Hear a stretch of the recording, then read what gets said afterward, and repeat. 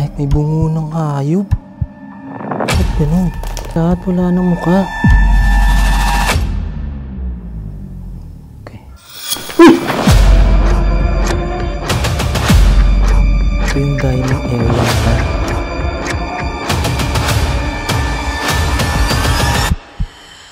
Kayo po ba yung nagpatunog dito sa likod?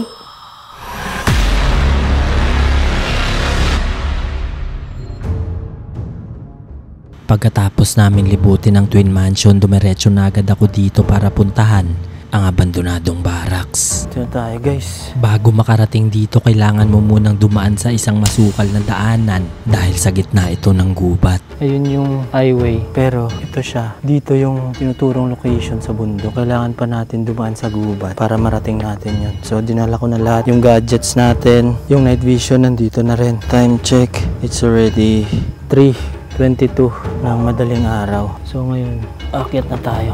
Sana makita natin to. Medyo mahirap din umakyat dahil sobrang dulas ng daanan. Hirap pa. Dulas. Sobrang dulas guys. Wow. Tabi-tabi po. Gaging hirap. Meron kasi akong bit-bit guys. Kailangan din magdoble ingat dahil siguradong pinamahayan na din to ng mga ahas. At maya-maya lang natanaw ko na ang lokasyon. Oh my God. Ito na siya. Yan na guys. Kita na dito yung barracks. Oh my God, madulas. Dahan-dahan ko tong inakyat kahit sobrang dulas at baka may bumungad na ahas. Kailangan natin magdandahan kasi baka may ahas sa paligid. Si puro na damo yan guys. At maya-maya lang narating ko na ang lokasyon. What the heck? Kaging tayo ng balahibo ko, lala. So guys, dito na tayo. So iwan ko muna dito yung gadgets para ma-explore natin to nang walang sagabal. Kung mapapansin nyo, may mga naririnig kayong tilaok ng manok kasi oras dito pa 3:30 na. Dito pa lang sa harap may naamoy na agad akong kakaiba. Ganun yung amoy. May sunog. Matay. Hindi na ako nagsayang ng oras at naglibot na agad, lalo pat mag-isa lang ako dito at nasa gitna ng gubat ang lokasyon.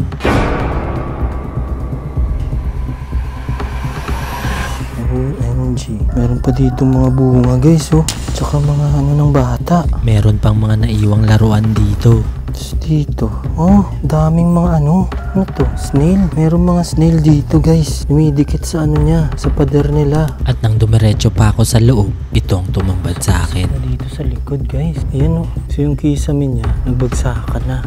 Tapos nilamon na rin siya ng mga puno guys. May mga sanga-sanga ng bumagsak. So ito yung loob niya. Ito yung first door nakita natin. Pero mahaba pa kasi ito guys. Hanggang dulo. So check muna natin dun sa dulo. Tingnan natin kung anong meron dun. Tapos explore natin to pabalik para kung may ma-detect tayo mamaya, try natin mag-investigate. Nagsimula ako sa likod na banda para pag lumabas ako, dire-diretso na. Pero habang papunta, bigla ko may narinig na tunog galing sa isang kwarto nila. Kaging lalanan tayo ng balahibo. Nagagaling ito sa gitnang bahagi ng barracks at para itong tunog sapatos ng sundalo. Merong tumunog dito sa loob. Tao po? Sinubukan ko din tawagin pero wala akong narinig na sagot. Kaging lalanan tayo ng balahibo kung hindi lang kita pero goosebumps na ako dito guys. Tao po? Ayan, bumagsak na yung pader dahil sa mga puno guys. Bumagsak na yung kisame niya dahil sa puno. Medyo mahirap pasukin ang gitnang bahagi dahil nagsibagsakan na rin ang kisame at pader nito. So wala na tayong madadaanan. Tuloy yung unang barracks lang yun. Uy, nakakatakot kasi baka bigla na lang sumalubong sa atin dito eh. Pero ba't ganun? Ang init dito pero bundok na to guys ha. Check pa natin. Kailangan din magdahan-dahan dahil nagkalat na din ang mga basag na salamin sa daanan. Oh, shucks. Ang kailangan magdahan-dahan guys kasi may mga basag na salamin pala dito. Meron pa dito mga suklay guys. Yan oh. Dediretso na sana ako nang bigla kong makita to. What the heck? May bungo ng hayop. Ano yan? Ba't meron yan dito? Dito ako kinabahan dahil kung hindi man tao ang kumain dito, siguradong sa ahas galing to. Ang creepy. Lalanan tayo ng balahibo. Nagpatuloy lang ako pero kailangan ko mas maging alerto. Dito banda, ito yung CR nila guys. Pero ito open na dito. Wala na rin, sira-sira na rin guys. Dito natagpuan ko ang CR nila. Sira-sira na rin ang kisame at bagsak na ang mga pader. So yung CR nila dito guys, madaming cubicle. So madami talaga siguro yung nagsistay dito kasi yung CR nila, ilang cubicle mayroon. Ano yan? Shucks, kala ko ahas guys. Sanga lang pala. So check pa natin dito. Dediretso na sana ako pero bigla na lang. Dito banda, wasak-wasak na rin. Ina. What the heck? May mga ano? Ano yan? Lalaki namang ano yan. Shucks. Parang may mga insekto.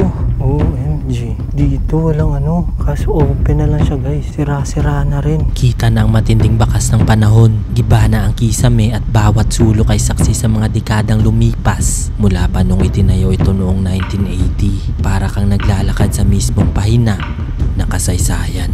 Try natin dito sa dulo guys. Kung may makikita pa tayong mga gamit dito. Oh my god, ano to? Habang naglilibot bigla ko may napansin Diyan dito. meron pa.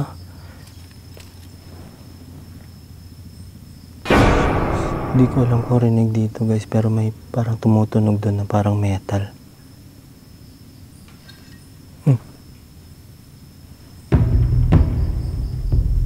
Tao po? Tinawag ko ulit pero wala pa ring sumasagot. Tayo na pala ipo ka.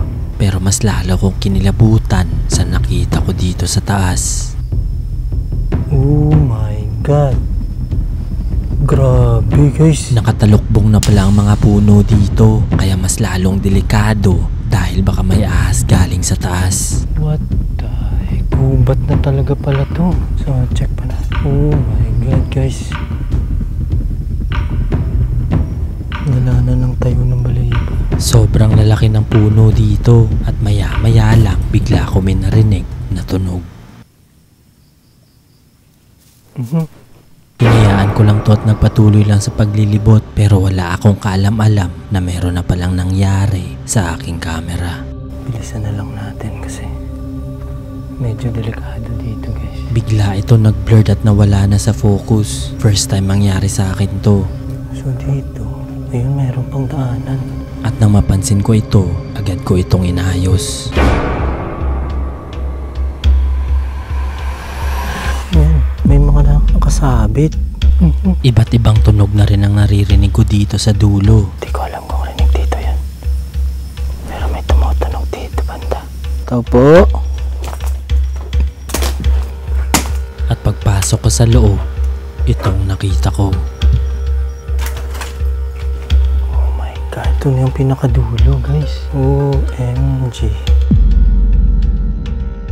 Halos pader na lang ang natira dito at nilalamon na ng kalikasan. Kaya pinuntahan ko na agad ang spot kung saan daw pumanaw ang caretaker dito. Medyo mabigat yung pakiramdam dito kasi dito nga namatay yung caretaker dati. Yung isa, yung bata daw dito din nagpakamatay. Check natin yung harap kasi doon kanina medyo buo pa. Tingnan natin kung anong meron doon. At pagdating ko sa harap, itong bumungad sa akin. OMG. Dito meron pang bubong pero wasak na rin yung kisame niya. Tapos ito yung daanan nila guys. Ito yung kitchen area nila. Tapos ito, puro lahat o kwarto siguro ng mga sundalo dati. Tapos dito medyo okay pa. Ito ata yung ano ng caretaker dati guys. May mga gamit pa sa loob. So ikot ko muna kayo dito sa kitchen area. Check natin anong meron.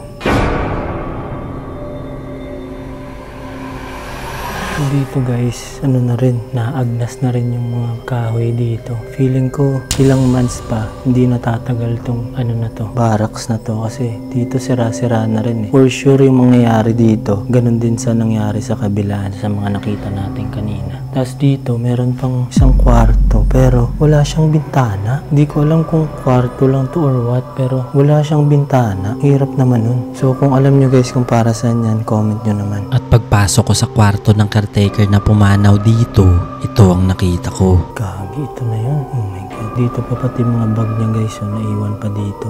So check natin. Pero bago natin to itingnan yung mga gamit, kailangan muna natin mag-gloves. May mga naririnig akong yapak galing sa kabilang kwarto. Tao po? Bilisan na lang natin. At habang nagsusuot ng gloves, biglang nangyari to. Habang tumatagal, padami ng padami ang mga tunog na naririnig ko dito. Tao po? Walang sumasagot kaya binilisan ko na lang ang paglilibot. Kailangan natin magsuot ng gloves guys kasi gaya nga ng sabi nyo sa comments, for safety, baka may makuha tayong mga bacteria or anything. So, mag-gloves tayo. Oh, shucks. At nang pumasok na ako sa kwarto, ito ang mga nakita ko.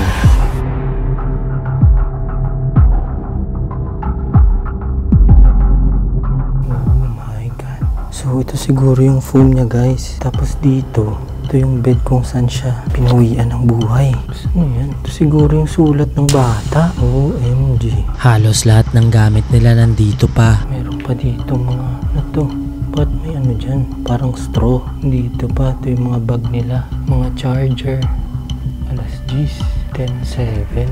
Yan yung pinaka oras kung kailan nag-stop yung relo na yan. 10:07. Dito pa yung mga gamit guys. Kagi. Tapos ito pa yung mga gamit sa eskwela. Halos lahat ng personal na gamit nila andito pa. Mga kumot, pati tsinelas, naiwan lang nila. Ba't daming lighter? Yun lang. What the heck? Dito pa yung cellphone niya guys, touchscreen. Nayaan lang dito. Pero buti walang kumukuha. Yan yung maganda. Pero yun lang kasi medyo madaming lighter dito guys. Itong part na to. Sobrang daming lighter dito. Iba't ibang klaseng lighter yung nandito guys. So, hindi ko sure kasi may lighter tapos merong ganito. Hindi ko sure kung anong ginawa dito after. Hindi ako sigurado kung para saan ang tube at sobrang daming lighter na nakita ko. Kaya dumiretso na ako sa kabilang kwarto para tingnan anong meron dun. At pagpasok ko dito, ito ang tumambad sa akin. Dito pa yung ano niya.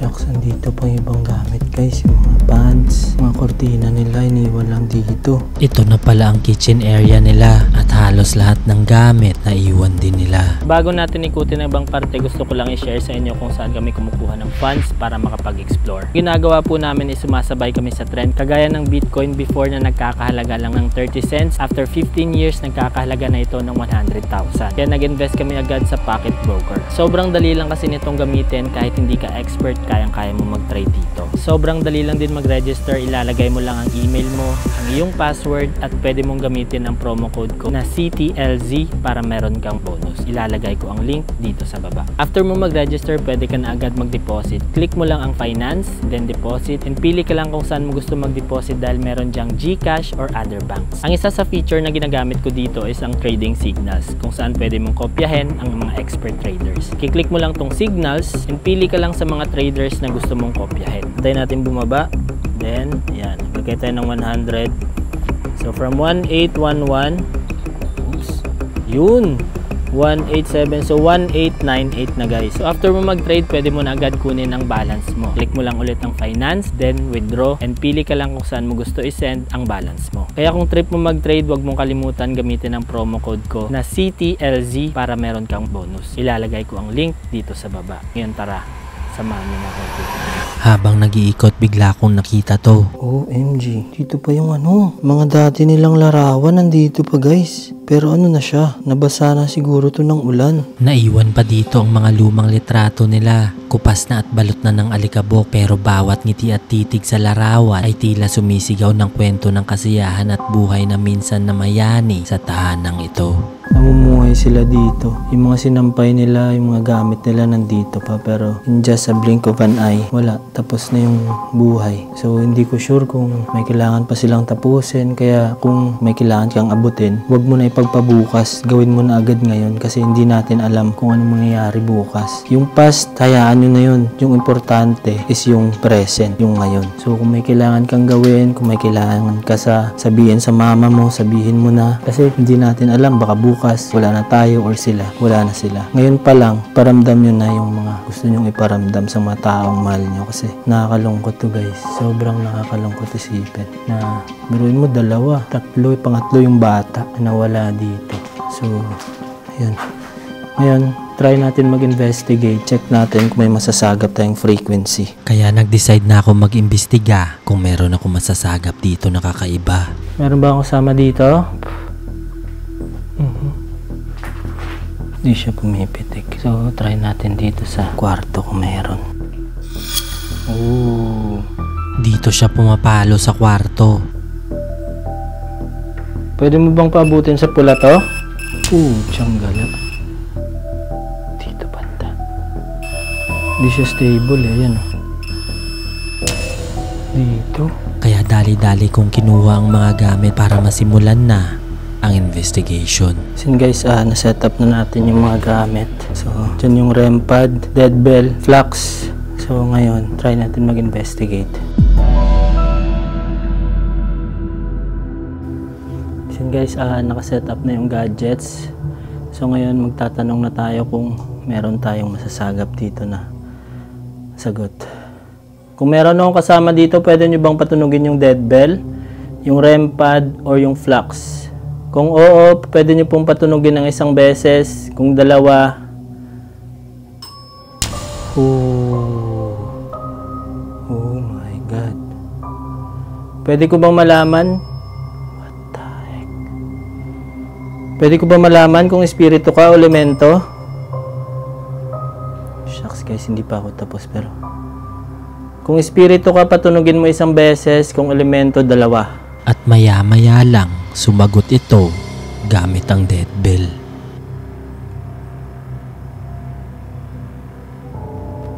Nandito po ako para makipag-usap. What the heck? Dalawa. Ibig sabihin elemento. Hindi malabo kasi dito tayo sa gubat guys. Gusto ko lang kumpirmahin, espiritu ka o elemento? Espiritu ka o elemento? 1. Espiritu. 2. Elemento talaga. Tinanong ko agad kung siya ang nakatira sa lugar na to. Ikaw bang naninirahan sa bahay na to? Kung oo, patunugin mo isang beses. Kung hindi, dalawa. Pwede mo rin gamitin yung flux, yung tatsulok. Kung green, oo. Kung hindi, red. Ikaw ba naninirahan sa bahay na to? Shucks. Yes ang sagot nito, kaya tinanong ko agad kung marami sila dito. Pwede ko ba malaman kung ikaw lang dito o marami kayo? Kung marami kayo, patunugin mo 2 beses. Kung ikaw lang mag-isa, isa lang. Pwede mo po ulit gamitin yung dead bell. May narinig akong tunog sa labas at sabay ito sa pagtunog ng dead bell. Anong klase kang elemento? Shucks, hindi ko pa nasasabi. Ulitin ko po, anong klase kang elemento? Itim ba o puti? Kung puti, isang beses. Kung itim, 2. Anong klase kang elemento? Itim o puti? Shucks. Oh my God. Itim. Hindi ito magandang sinyales dahil ayon sa mga matatanda, delikado ang itim na elemento. Pwede ko ba malaman kung saan ka banda nakatira dito? Sa mga puno ba? O di... Shucks. Sa mga puno. Sa mga puno ang sagot nito, kaya hindi malabo sa kanya nanggagaling ang tunog na naririnig ko pagpasok dito. Ikaw bang kumuha sa mga caretaker dito? Tinanong ko kung siya ang dahilan ng pagpanaw ng mga tao dito. Ikaw bang kumuha sa... What the heck? Gusto ko lang kumpirmahin, kasama mo ba silang 3?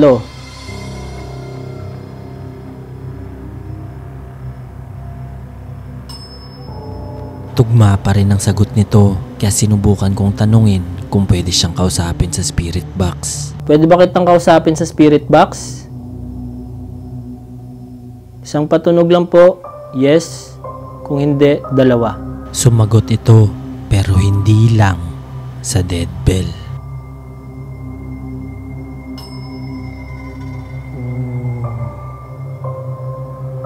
Okay. What the tumunog sa gitnang bahagi ng barracks. Kaya tinanong ko agad kung siyang may gawa nito. Ikaw po ba yung nagpatunog dito? Kayo po ba yung nagpatunog dito sa likod? At maya-maya lang, bigla nitong pinatunog ang iba pang equipment. Try natin mag-spirit box, guys.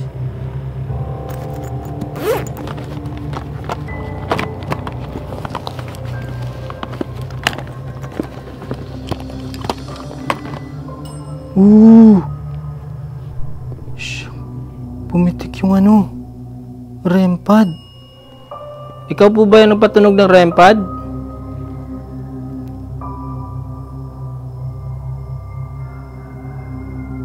What?